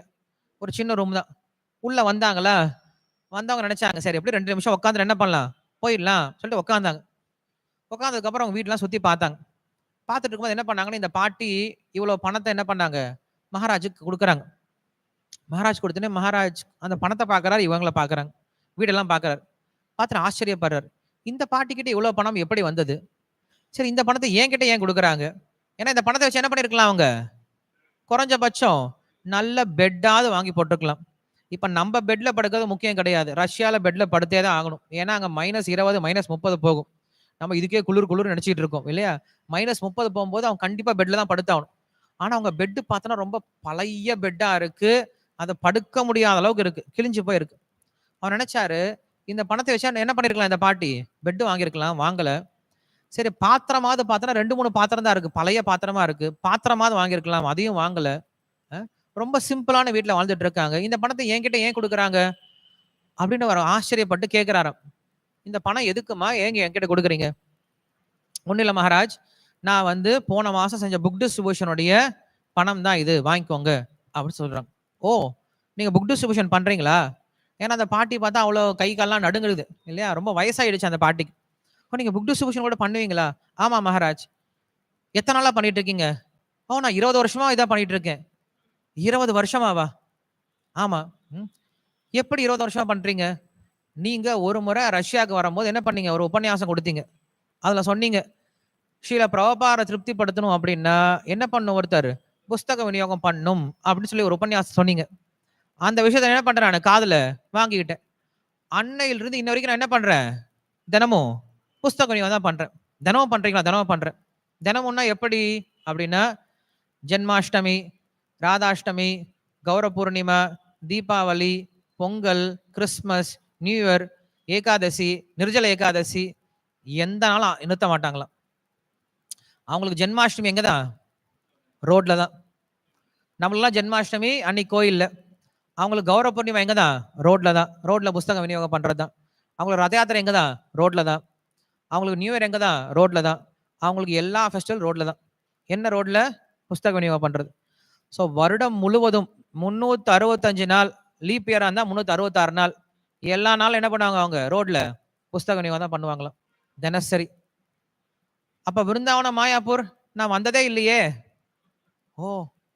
விருந்தாவனம், மாயாப்பூர் வந்ததே இல்லையா? வந்ததே கிடையாது. அப்ப உங்களுக்கு என்ன தெரியும்? நீங்க சொன்ன உபன்யாசம், நீங்க சொன்ன அறிவுரை மட்டும் தான் தெரியும். நீங்க என்ன சொன்னீங்க? புஸ்தக விநியோகம் பண்ணுங்கன்னு சொல்லி சொன்னீங்க. எனக்கு இது மட்டும் தான் தெரியும். எனக்கு வேற எதுவுமே தெரியாது. எனக்கு கிருஷ்ணரையும் தெரியாது. எனக்கு விருந்தாவனமும் தெரியாது. எனக்கு மாயாப்பூரும் தெரியாது. எனக்கு தெரிஞ்சது என்னதான்? குருவினுடைய வாக்கியம் மட்டும்தான். குருவுடைய கட்டளை மட்டும்தான். குருமுக பத்ம வாக்கியா சித்தேதே கொரியா ஆக்கியா ஆரணா கொரிஹோமனே ஆஷா. அவங்களுக்கு வேற எந்த ஆசையும் கிடையாது. இதே தான் பண்ணிட்டு இருக்காங்க. இப்படி கேட்க ஆரம்பிச்ச அந்த மகாராஜ் என்ன பண்ணாங்க? 2 பேரும் வந்து உட்கார்ந்தவங்க 1/2 மணி நேரம் உட்கார்ந்துட்டாங்க. புரோகிராம்லாம் கேன்சல் பண்ணிட்டாங்க. அப்புறம் பார்த்துக்கலாம். இவங்கள பேசிட்டு வரேன்னு சொல்லி உட்கார்ந்துட்டாங்க. அவ்வளோ நேரம் கேட்டுட்டே இருக்காங்களா? அதுக்கப்புறம் அவங்க சொன்னாங்க, "சரி இந்த வருஷம் நீங்க என்ன பண்ணுங்க, எங்களோட மாயாப்பூர் பிருந்தாவனம் வாங்கன்னு" சொல்லிட்டு, மகாராஜ் என்ன பண்ணாருன்னா, அவரே பர்சனலா என்ன பண்ணாரு, டிக்கெட் புக் பண்ணி கூட்டிட்டு போறார். அப்போ அவரு கேட்கிறாரு, "சரி நீங்க புஸ்தக விநியோகம் பண்றதெல்லாம் சரிதான். ஆனா இந்த பணத்த நீங்க என்ன பண்ணலாம் கொஞ்சம், உங்களுக்கு உபயோகப்படுத்தியிருக்கலாம் இல்லையா? பெட் வாங்குறதுக்கு, ட்ரெஸ் வாங்கிக்கிறதுக்கு, பாத்திரம் வாங்கி தான் உபயோகப்படுத்தலாம்ல. ஏன் எல்லா பணத்தையும் என்கிட்டயே குடுத்துட்டீங்க?" அப்படின்னு கேட்கறாங்க. அப்ப அந்த அம்மா சொல்றாங்க, "நான் புஸ்தக விநியோகம் பண்ணும்போது எனக்கு பணம் குடுக்குறாங்க மக்கள். அந்த பணத்த நான் எனக்காக உபயோகப்படுத்திட்டேன் அப்படின்னா, அவங்களுக்கு கெட்ட கர்மா தான் வரும். எங்க இவங்க உபயோகப்படுத்திட்டா. இவங்க எதுக்காக உபயோகப்படுத்த போறாங்க? எங்கேயோ ஊர் சுத்த போறதுக்கோ, இல்ல வந்து பப்புக்கு போறதுக்கோ உபயோகப்படுத்த போறாங்க. கண்டிப்பா கிடையாது. கிருஷ்ணருக்கு தான் உபயோகப்படுத்த போறாங்க. பட் அவங்களும் நினைக்கிறாங்க, நான் இந்த பணத்த எனக்காக உபயோகப்படுத்தினேன் அப்படின்னா, அவங்களுக்கு கெட்ட கர்மா வரும். இதே இந்த பணத்த நான் உங்களுக்கு கிட்ட குடுத்தேன் அப்படின்னா என்ன பண்ணுவீங்க? நீங்க அந்த பணத்த சரியா கிருஷ்ணருக்கு உபயோகப்படுத்துவீங்க. அப்ப பணம் குடுத்தவங்களுக்கு நல்ல விஷயம். அவங்களுக்கு பக்தி ஒரு அக்கியாத சுகிருத்தி வரும் இல்லையா? அதனால என்ன பண்றேன்? என்கிட்ட இருக்க பணத்த எல்லாத்தையுமே உன்கிட்டயே குடுத்துர்றேன் அப்படின்னு சொல்றாங்களாம். அப்பதான் மகாராஜுக்கும் புரிஞ்சது. நான் வெளியில பார்க்கும்போது பக்தர்கள் சாதாரணமா தெரிஞ்சாலும், அந்த ஒவ்வொரு பக்தருக்குள்ளாரையும் எவ்வளவு கிருஷ்ணர் இருக்கான்னு நம்ம யாராலயுமே புரிஞ்சுக்கவே முடியாது. ஒவ்வொரு பக்தர் ரொம்ப ஆழமானவர்கள் அப்படின்னு நம்ம புரிஞ்சுக்கணும். பக்தர்கள் வெளியிலிருந்து பார்க்கும்போது சாதாரண பௌதிகவாதிகள போல, இல்ல குற்றங்களே செய்யக்கூடியவர்களா கூட இருக்கலாம். ஆனாலும் எல்லாருமே என்னதான்? பகவானுடைய அம்சம் தான். எல்லாருக்குள்ளாரையும் ஏதோ ஒரு வகையில பகவான் மேல என்ன இருக்கு? கண்டிப்பா பற்றுதல், பக்தி அப்படிங்கிறது கண்டிப்பா எல்லாருக்கும் இருக்கு. யார்கிட்டயும் இல்லாம இல்லன்னு சொல்ல முடியாது. யாருமே அத டினை பண்ண முடியாது. பகவானே அதான் சொல்றாரு. "அபிச்சேத்சு துராசாரோ பஜதே மாம் அனன்யபாக் சாதுர் ஏவ சமந்தவ்யஹ சம்யக் விவசிதோ ஹி சஹ க்ஷிப்ரம் பவதி தர்மாத்மா ஷஷ்வத் சாந்திம் நிகச்சதி கௌந்தேய பிரதிஜானேஹி நமே பக்த பிரணஷ்யதின்னு" சொல்லிட்டு இது 9ஆம் அத்தியாயத்துல சொல்லக்கூடிய விஷயம். கிருஷ்ணர் 9ஆம் அத்தியாயத்துக்கு என்ன தெரியுமா பேர் வச்சிருக்காரு? என்ன பேர் வச்சிருக்காரு? மிக ரகசிய அறிவுன்னு பேர் வச்சிருக்காரு. இதுதான் மிக ரகசியமான அறிவு. கிருஷ்ணர் தன்னுடைய இதயத்தை என்ன பண்றாரு? வெளிக்காட்டுறாரு. என்னுடைய பக்தன் பக்தன் தான்ப்பா அவன். அவன் எப்படிப்பட்டவனா இருந்தாலும் அவனுடைய பக்தன் தான். ஒரு நாள் என்ன பண்ணுவான் அவன்? அவனுடைய பக்திக்கு வந்துருவான். ரொம்ப சீக்கிரம் வந்துருவான். ஸோ நம்ம என்ன பண்ணுவோம் அப்படின்னா, பக்தர்களுக்கு வெளிப்புறமா இருக்கக்கூடிய குற்றங்கள் நாம் பார்க்கிறோம். குற்றங்கள் கண்டிப்பா இருக்கும். நம்ம என்ன பண்ணக்கூடாது? அந்த குற்றங்களை பத்தி யோசிக்காம, அவர்களுக்கு எப்படி உதவி பண்றது? அந்த குற்றங்கள்ல இருந்து அவரை எப்படி நாம காப்பாத்துறது? அப்படின்னு என்ன பண்ணணும்? நம்ம யோசிக்க ஆரம்பிக்கணும். ஒரு சின்ன பையன் நடந்து போயிட்டு இருக்கான். சேத்துல விழுந்துட்டான். உடம்பெல்லாம் சேர் ஆயிடுச்சு. பார்த்து சிரிக்கிறத பாரு, அவன் பாரு உடம்பெல்லாம் சேர் வச்சு வச்சுக்கான். புத்தி இல்லாதவன், கண்ணு தெரியல, பாரு சேத்துல விழுந்துட்டான் பாரு அப்படின்னு சொல்றது நல்லதா? அச்சச்சோ சேத்துல விழுந்துட்டியாப்பா அப்படின்னு சொல்லிட்டு அவனை தூக்கி என்ன பண்ண, அவனை கிளீன் பண்ண பார்க்கணும். அதான் நான் பண்ண முடியும் இல்லையா? ஸோ அதனால பக்தர்கள் என்ன பண்ணும்? என்னைக்கும் மற்ற பக்தர்களுடைய குணங்களை பார்க்க தெரியணும். அப்படியே அவகுணங்களை பார்த்தாலும் என்ன பண்ணும்? அந்த அவகுணங்களுக்கு நம்ம என்ன உதவி பண்ணலாம் அப்படின்னு பார்க்கலாம். அப்படிதான் இங்க பார்க்குறோம். ஸோ இங்க சொல்றாரு, நமக்கு என்ன தெரியுமா தேவை? என்னைக்குமே கிருஷ்ணருடைய சிந்தனை தான் தேவை. 24 மணி நேரம் கிருஷ்ணரை பத்தியே தியானம் பண்றதுக்கு என்ன தேவையோ அதை பண்ணுங்க. அதனால நம்ம சொன்னோம், நமக்கு மனசுக்கு பிடிச்ச விஷயம் என்ன பண்ணணும்? கிருஷ்ணரை மாத்திடணும். இந்த ஒரு விஷயத்த நல்லா நல்லா ஞாபகம் வச்சுக்கோங்க. நம்ம எல்லாரும் கோயிலுக்கு வந்துட்டு இருக்கோம், தீட்சை வாங்கியிருக்கோம். ஒரு சிலர் தீட்சை வாங்கிறதுக்காக முயற்சி பண்ணிட்டு இருக்கோம். ஒரு சிலர் பக்தியில ரொம்ப சீரியஸா வந்துட்டு இருக்கோம் இல்லையா? நாம் எல்லாரும் ஒரு விஷயத்தை ஞாபகம் வச்சுக்கணும். என்ன விஷயம் ஞாபகம் வச்சுக்கணும் அப்படின்னா, நான் பக்தியில ஏதாவது ஒரு சேவையில ருச்சியை வளர்த்துக்கணும் இல்லையா? சேவையா பிரபு? புரியுதுல உங்களுக்கு? என்னது? நான் கோயிலுக்கு வரும் பொழுது இந்த கிருஷ்ணருடைய சேவையில ஏதாவது ஒரு சேவையில் என்ன ஆகணும்? எனக்கு மைண்ட் அட்டாச் ஆயிடணும். நான் கோயிலுக்கு வர்றதுக்கு அது முக்கியமான காரணமா இருக்கணும். நான் ஏன் கோயிலுக்கு போறேன் அப்படின்னா, எனக்கு கீர்த்தன் ரொம்ப பிடிக்கும்பா, அதுக்காகவே நான் கோயிலுக்கு வரேன். எனக்கு உபன்யாசம் ரொம்ப பிடிக்கும், அதனால கோயிலுக்கு வரேன். எனக்கு அந்த கிருஷ்ண பலராமர் ரொம்ப பிடிக்கும், கிருஷ்ண பலராமரை பார்த்துக்கிட்டே இருக்கணும் போல தோணும், அதனால நான் கோயிலுக்கு வரேன். எனக்கு கோயிலில் கொடுக்கக்கூடிய சேவை, கிளீன் பண்ணக்கூடிய சேவை எனக்கு ரொம்ப பிடிக்கும், அதனால கோயிலுக்கு வரேன். எனக்கு கோயிலில் பாத்திரம் விளக்குற சேவை ரொம்ப பிடிக்கும், அதனால நான் கோயிலுக்கு வரேன். எனக்கு கோயிலுக்காக டொனேஷன் கலெக்ட் பண்ணி கொடுக்கறது, நான் அதுக்காக கோயிலுக்கு வரேன். இதெல்லாம் காரணமா இருக்கணும். கூப்பிடுறாங்க, என்ன பண்றது, வந்துதானே ஆகணும், வரலன்னா அப்புறம் கேட்பாங்களே, அதனால கோயிலுக்கு வரேன். பிரயோஜனமே இல்லை, கோயிலுக்கு பிரயோஜனமே கிடையாது. இதுக்கு வீட்லயே இருந்துடலாம். ஸோ நம்ம என்ன பண்ணோம் அப்படின்னா, பக்தர்கள் ஒவ்வொருத்தரும் நாமளே யோசிச்சு பார்க்கணும். எனக்கு எந்த சேவை ரொம்ப பிடிக்கும், கிருஷ்ணருக்கு நான் எந்த வகையில சேவை பண்ண போறேன். இப்போ என்ன பண்ணணும்? நம்மள பிளான் பண்ணி ஆலோசனை பண்ணி வச்சிடணும். நான் கிருஷ்ணருக்கு இப்படிதான் சேவை பண்ண போறேன், எனக்கு கிருஷ்ணருக்கு இந்த சேவை ரொம்ப பிடிக்கும் அப்படி நம்ம என்ன பண்ணும்? ஆலோசனை பண்ணும். ஒவ்வொரு பக்தரை பார்க்கணும். எனக்கு இந்த பக்தர்கிட்ட இந்த குணம் ரொம்ப பிடிக்கும், எனக்கு இந்த பக்தர்கிட்ட இந்த குணம் ரொம்ப பிடிக்கும். அப்படி ஒரு நாள் யோசிச்சு பாருங்களேன். நீங்க என்ன பண்ணுங்க? எல்லா பக்தருடைய பேர் எழுதிக்கோங்க. நீங்களே வீட்டில் யோசிச்சு பாருங்க. எனக்கு இந்த பக்தர்கிட்ட என்ன குணம் பிடிக்கும், எனக்கு இந்த பக்தர்கிட்ட என்ன குணம் பிடிக்கும், எனக்கு இவர்கிட்ட என்ன குணம் பிடிக்கும்னு யோசிச்சு பாருங்க, எழுதி பாருங்க. அப்படி எழுதி பார்த்தீங்க அப்படின்னா உங்களுக்கே ஆச்சரியப்படுவீங்க. ஓ, இவ்வளோ பக்தர்கள் இருக்காங்களா, இவ்வளோ நல்ல குணங்கள் இருக்கா, நம்ம யோசிச்சு பார்க்க ஆரம்பிப்போம். அதே போல கிருஷ்ண சேவையில எனக்கு கிருஷ்ணருக்கு என்ன சேவை பண்ண பிடிக்கும், எனக்கு எது மேல ருச்சி இருக்கு அப்படின்னு நீங்க என்ன பண்ணுங்க? ஆலோசனை பண்ணிட்டு அந்த ருச்சி எந்த சேவை மேல இருக்கோ அதை என்ன பண்ணுங்க? அதிகமா செய்ய ஆரம்பிங்க. ஸோ நமக்கு என்ன தெரியாம பண்ணும்? ஏதாவது ஒரு வகையில் என்ன பண்ணும்? என்னைக்குமே கிருஷ்ணனுடைய சேவையில இருந்துகிட்டே இருக்கணும். எப்படியாவது உங்க மனசை என்ன பண்ணு? கிருஷ்ணனுடைய விஷயத்துல ஈடுபடுத்த முயற்சி பண்ணுங்க. மனசை மட்டும் விட்டுறாதீங்க. மனசு அங்கங்க ஓடும், ஓடாம கிடையாது. ஆனா ஓடக்கூடிய மனசை என்ன பண்ணும்? மறுபடியும் பிடிச்சி இழுத்துட்டு கிருஷ்ணனுடைய சேவையில வைக்கணும். அதுக்கு என்ன பண்ணும் அப்படின்னா, ஒண்ணு நாம முயற்சி எடுத்து என்ன பண்ணும்? கிருஷ்ணனுடைய சேவையில ஈடுபடுத்த முயற்சி பண்ணும். செல்ஃப் இன்ஸ்பைரிங்கா இருக்கணும். இல்லையா, ஒரு பக்தன் கிட்ட என்ன பண்ணலாம்? போய் சரண்டர் ஆயிடணும். பிரபு, என்னால முடியல, நான் எவ்வளவோ சேவை பண்ண நினைக்கிறேன், ஆனா என்னுடைய மனசு என்ன பண்ண மாட்டேங்குது? எனக்கு கிருஷ்ணரை நினைக்கிறதுக்கு கொடுக்கவே மாட்டேங்குது, என்னால என்ன மேனேஜ் பண்ண முடியல, நீங்க என்ன பார்த்துக்கோங்க, கையில கொடுத்துருங்க. அதுக்கப்புறம் என்ன பண்ணுவாங்க? அவங்க நம்மள கொஞ்சம் கொஞ்சமா நம்மள என்ன பண்ணுவாங்க? சேவையில ஈடுபடுத்தி நம்மள மேல கொண்டு வந்துருவாங்க. சுதந்திரமா இருந்தோம் அப்படின்னா நம்மை விட ஆபத்தான நிலைமை வேற யாருக்கும் கிடையாது. ஆன்மீகத்துல சுதந்திரம் அப்படிங்கிறது ரொம்ப ஆபத்தான நிலைமை. எப்பயும் நம்ம யோசிச்சு பார்க்கணும், என்னுடைய தலைக்கு மேல யார் இருக்காங்க? ஃபேன் இல்ல. நம்முடைய தலைக்கு மேல எந்த பக்தர் இருக்காங்க? நம்ம யார் சொல்ற பேச்ச கேட்போம் இல்லையா? அதே போல மாறிக்கிட்டே இருக்கக்கூடாது. கொஞ்ச நாள் இந்த பக்தர்கிட்ட இருக்கிறது. அப்புறம் இவர் பிடிக்கிறார், நம்மள பிடிக்க ஆரம்பிச்சார். பிரபு இப்படி பண்றீங்க, டக்குன்னு கட்சி மாறிடுறது. அப்புறம் அந்த பக்தர்கிட்ட போயிடுறது. அந்த பக்தர் பரவாயில்ல, எனக்கு நான் நினைச்சதுக்கெல்லாம் ஓகே சொல்றாரு இல்லையா. அப்புறம் அங்க இருந்து அங்க இன்னொரு பக்தர்கிட்ட தாவறது. எனக்கு அவர் சரியா இருக்கா, நான் அவர்கிட்ட போய் கேட்டுக்கிறேன். அப்புறம் இங்க அங்க போறது.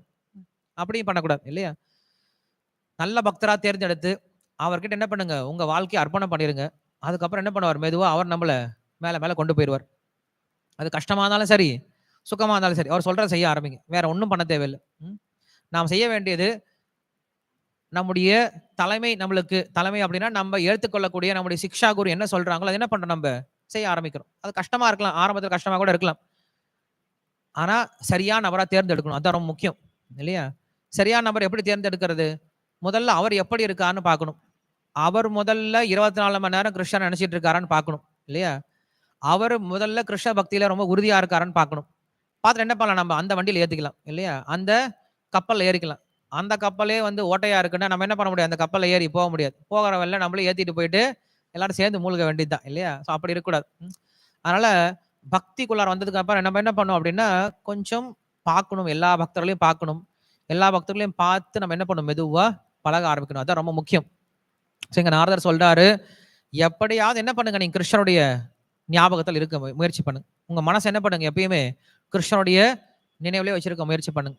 அதற்கு நீங்க தான் என்ன பண்ணும், உங்களுடைய வாழ்க்கை உங்ககிட்ட தான் தெரியும்.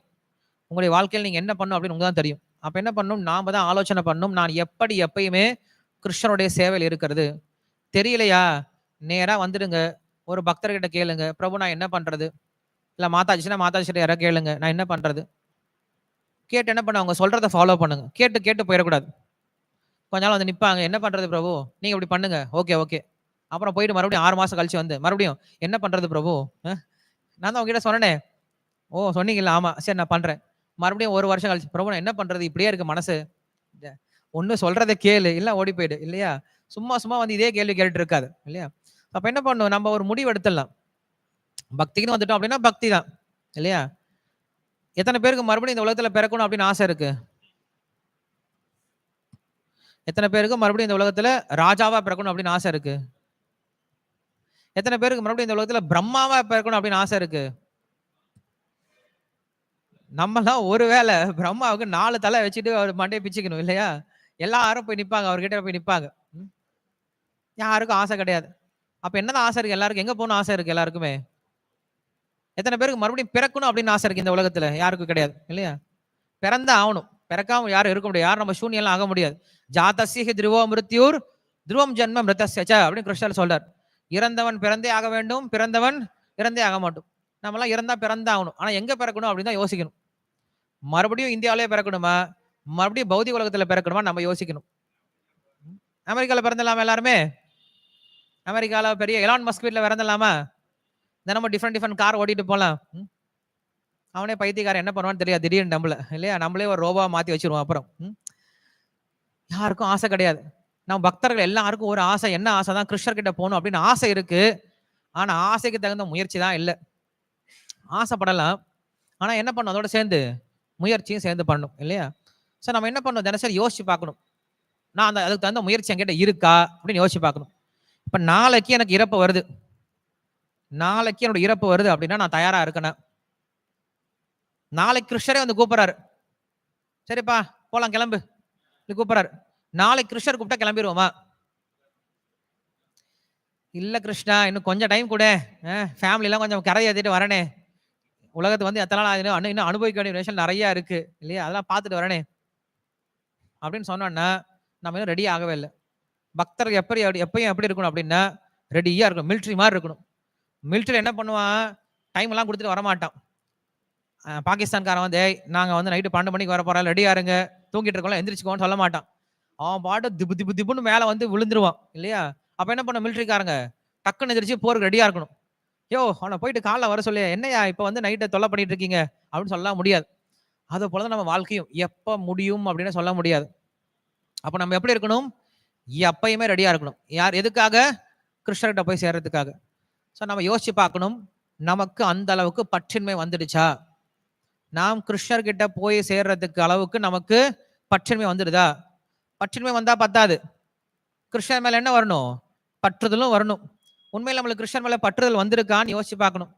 ஹரே கிருஷ்ணா மந்திரம் சொல்லும் போது மந்திரம் சொல்ல முடியுதா இல்லை எப்படா மந்திரம் முடியுன்னு நினைக்கிறமான்னு பார்க்கணும். ஜபம் முடிக்கும் போது மாலை எடுத்து பார்த்துட்டு எப்படா முடியும்னு தெரியலையே, ஹனுமார் வால் மேல போயிட்டே இருக்க, 16 மாலை எப்ப முடியும் தெரியல, அப்பா 14 மாலை முடிஞ்சிருச்சுடா, சான் ஹரே கிருஷ்ணா, மாலையை தூக்கி வச்சுட்டு பி ஹாப்பி ஒரு நாள் ஃபுல்லா இல்லையா, அந்த மாதிரி பி ஹாப்பின்னு இருக்கக்கூடாது இல்லையா. பண்ணோம்னா இன்னும் எத்தனை மாலை பண்றது, இன்னும் ஒரு ஐயோ 16 மாலை முடிஞ்சிருச்சு அப்பவே, சரி இன்னும் ஒரு எக்ஸ்ட்ரா மாலை பண்ணலாமே, இன்னும் ஒரு எக்ஸ்ட்ரா மாலை பண்ணலாமே அப்படின்னு வரணுமா, அந்த அளவுக்கு ஆர்வம் வரணுமா. கிருஷ்ணரை தரிசனம் பண்ண வந்தோன்னா நின்றுட்டு பார்த்தாச்சு போலாம் தினமும் பார்த்தா கிருஷ்ணர் தானே அப்புறம் பார்த்துக்கலாம், ஓடுறா பிரசாத் கிடுகிடுன்ட்டு வீட்டுக்கு ஓடுறா அப்படின்னு ஓடலாம பார்த்துட்டு கிருஷ்ணரை பார்த்துட்டு இருக்கோம், நல்லா இருக்காரு இன்னும் கொஞ்ச நேரம் பார்க்கலாமே, பிரபு கீழே பிரசாதம் கூப்பிடுறாங்க, வரேன் இருங்க கொஞ்ச நேரம் பார்த்துட்டு வரேன், பிரபு கீழே 2வது பந்தி முடிய போகுது, ஆனா முடியுப்பா கிருஷ்ணரை பார்த்துட்டு வரேன், பிரபு கீழே பிரசாதம் முடிஞ்சு போச்சா, சரி பரவாயில்ல வீட்டில் போய் ஏதாவது சாப்பிட்டுக்கிறேன், அவங்களால அப்படி இருக்க முடியுமா அப்படின்னு யோசிச்சு பார்க்கணும். ஸோ நம்ம என்ன பண்ணோம், இந்த மாதிரி கொஞ்சம் கொஞ்சமா என்ன பண்ணும், கிருஷ்ணர் மேல வளர்த்துக்க ஆரம்பிக்கணும். உபன்யாசம் டைம் 9:15 சொன்னாங்களே, 9:15 ஆயிடுச்சே, ஷீல பிரபுபாதுக்கு உடனே ஜெயலாம் சொல்ல விட மாட்டேன் நானு, உடனே ஜெய் சொல்லிட்டீங்க எல்லாரும், ரெடியா இருக்கீங்க, இதுக்கெல்லாம் ஒன்றும் பிரச்சனையே கிடையாது, தூக்கத்துல கேட்டா கூட எதிர்த்து சொல்லிடுவீங்க, இதுக்கெல்லாம் இதுல எல்லாம் ஜாக்கிரதையா இருக்கீங்க, கிருஷ்ணரை பத்தி நினைச்சா ஜாக்கிரதை வர மாட்டேங்குது, அந்த வார்த்தை கேட்கறதுக்கு டைம் எடுத்துக்கணும். சில பிரபுபாதுக்கு ஜெயின்னு சொல்லாம இன்னும் கொஞ்சம் சொல்ல மாட்டாரா, இன்னும் கொஞ்சம் நான் கேட்க மாட்டோமா, இன்னும் கொஞ்சம் கிருஷ்ணரை பத்தி கேட்க மாட்டோமா அப்படின்னு நம்மளுக்கு நினைக்கிறோம். நம்ம என்ன பண்ணோம், இன்னைக்கு கிருஷ்ணரை பத்தி பேசணும்ட்டு கிருஷ்ணரை பத்தி பேசவே இல்லை, கிருஷ்ணரை பத்தியே பேசிட்டு இருக்கோம். ஆனா பிரபுபாதை பத்தி சொல்லணும், பிரபுபாதை பத்தி பேசலாம், பிரபுபாதை பத்தி நிறைய பேசுறது இருக்கு, சரிதான் பேசுங்களேன், பிரபுபாதை பத்தி பேச நிறைய இருக்கே அப்படின்னு என்ன பண்றோம், கிளாஸ் முடிச்சிடுற மாதிரி என்ன பண்றோம், இன்னைக்கு கிருஷ்ணரை பத்தி கேட்கணும்னு சொல்லிட்டு